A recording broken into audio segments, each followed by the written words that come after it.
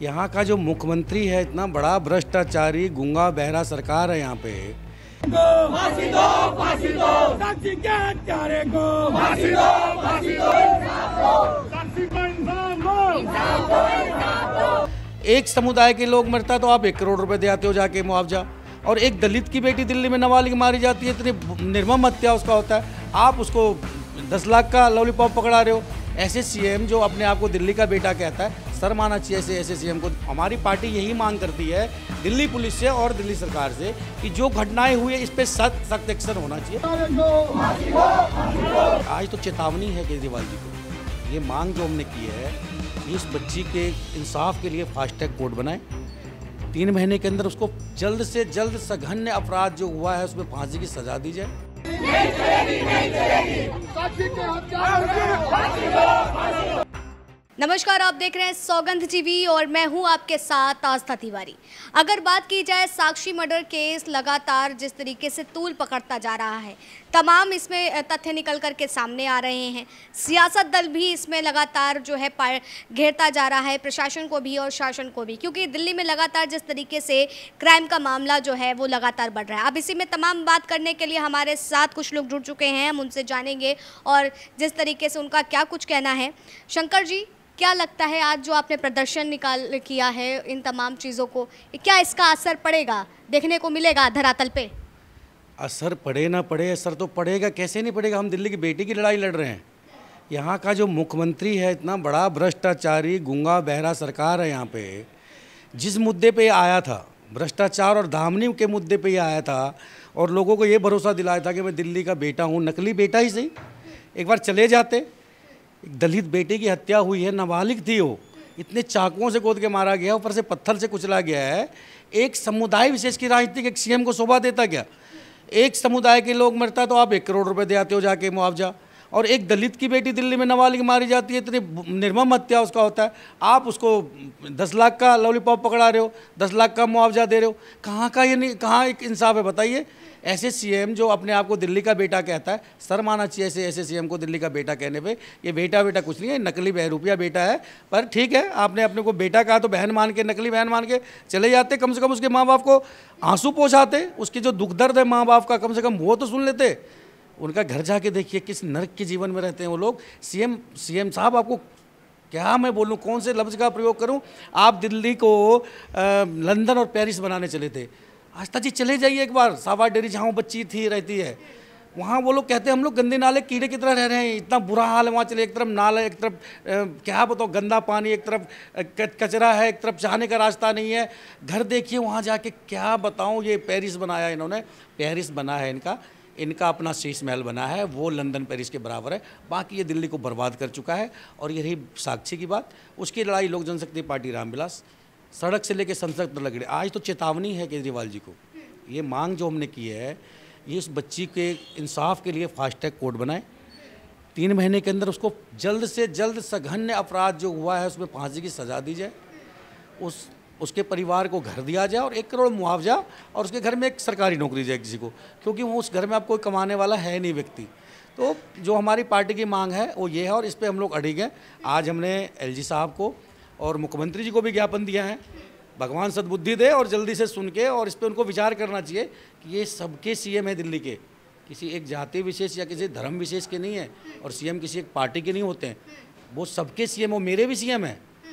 तो मैं सम्मान के साथ कहना चाहता हूँ केजरीवाल साहब, आप कम से कम उस बेटी के माँ बाप से मिल लीजिए, उनके दर्द को जानिए और उसके घर जाइए, और जो मुआवजा आपने औरों को दिया है वही मुआवजा उनको दीजिए।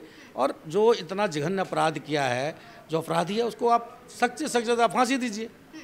लगातार आप शंकर जी यही मांग कर रहे हैं कि उस बच्ची को जो है मुआवजा जो है वहाँ पर मिलना चाहिए, उनके परिवारों को। आपने उस एरिया की भी बात कही कि वो एरिया किस तरीके से है, लेकिन अगर इस मामले पे हम फिर से आएंगे और ये मामला लगातार लव जिहाद का एंगल भी लेता जा रहा है, आपको क्या लगता है इन मामलों में आखिर इतनी बढ़त क्यों हो रही है? अगर एक आम नागरिक के तौर पर अगर आप इसको देखते हैं, तथ्य आपके हिसाब से क्या होने चाहिए? देखिए, आपका सवाल जायज़ है, लव जिहाद की तरफ इशारा करता है, लेकिन मैं बहन बेटियों से अपील करूंगा कि ऐसा काम ना करें।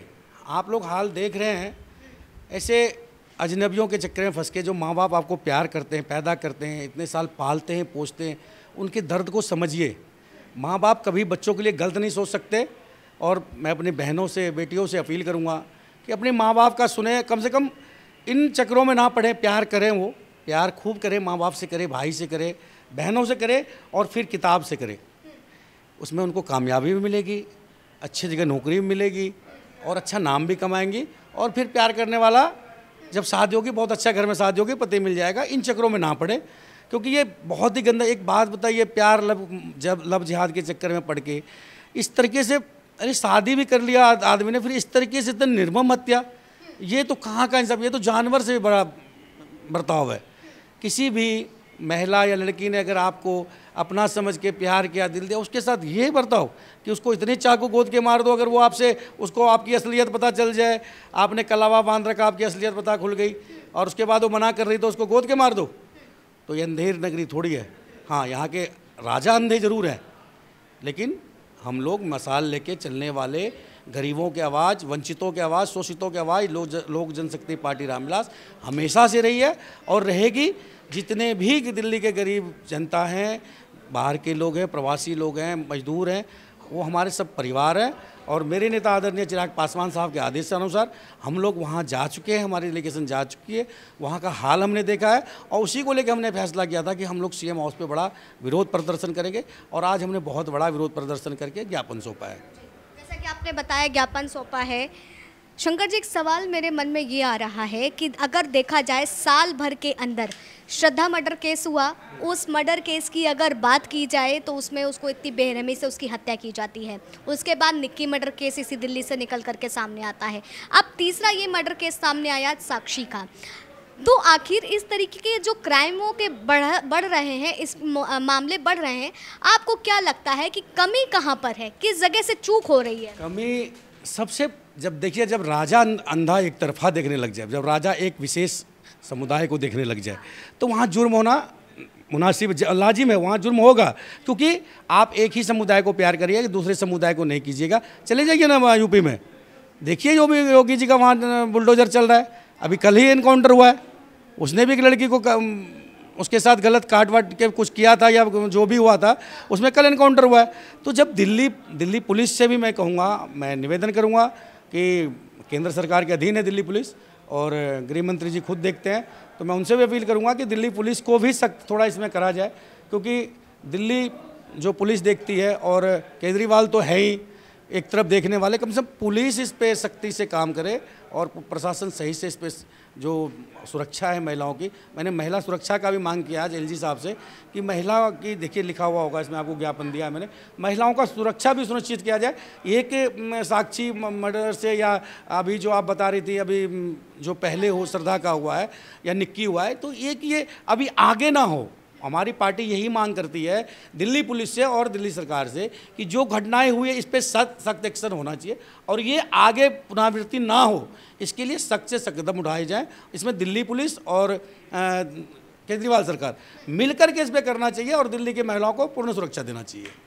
इस मामले से हट करके एक प्रश्न आपसे करना चाहेंगे। हाल ही में अभी जिस तरीके से मनीष सिसोदिया की आज सुनवाई थी और उसमें उनको ज़मानत नहीं मिली है, अभी उनको जेल में ही रहना रहेगा, क्या लगता है इस मुद्दे पर वाकई सरकार, दिल्ली सरकार को घेरने की कोशिश की जा रही है, या कुछ तथ्य अलग आपके हिसाब से? भ्रष्टाचार के जनक हैं केजरीवाल साहब, भ्रष्टाचार के जनक हैं। ये हमने प्रदर्शन किया था, मनीष सिसोदिया गिरफ्तार होने से पहले लोक जनशक्ति पार्टी रामविलास ने प्रदर्शन किया था, उसके बाद ये गिरफ्तार हुए हैं, और ये दोनों भ्रष्टाचार के तहत अंदर गए हैं। सबसे पहले उनके मनी लॉन्ड्रिंग में सत्येंद्र जैन जी गए, और उसके बाद शराब घोटाले में मनीष सिसोदिया जी गए, और इसमें सीएम के गर्दन तक भी पहुंच चुकी है ईडी। बहुत जल्दी सीएम भी अंदर जाएंगे। अभी ईडी एक बार बुला के 8 घंटा बिठा चुकी है, और उनको भी जाना पड़ेगा भ्रष्टाचार के तहत, क्योंकि हमने 2 प्रदर्शन कर लिया भ्रष्टाचार पे, और हमने एलजी साहब को ज्ञापन दिया है कि दिल्ली में राष्ट्रपति शासन लागू हो, और इस पर सीबीआई जांच हो, और ये मुख्यमंत्री पद से इस्तीफा दे। ये थे शंकर मिश्रा जी, जिनका साफ तौर पर कहना है साक्षी मर्डर केस को भी लेकर के, और दूसरी सबसे बड़ी बात इन्होंने कह दी है कि दिल्ली में राष्ट्रपति शासन लगना चाहिए, क्योंकि दिल्ली सरकार से कुछ संभल ही नहीं रहा है, पूरी तरीके से वो भ्रष्टाचार के आवेश में हैं और उसी के तले काम कर रहे हैं। बहरहाल देखना होगा क्या कुछ निकल करके सामने आता है। फिलहाल तब तक के लिए आप बने रहिए सौगंध टीवी पर। कैमरा पर्सन सुमित के साथ आस्था तिवारी। आप देख रहे हैं सौगंध टीवी। सौगंध वतन की।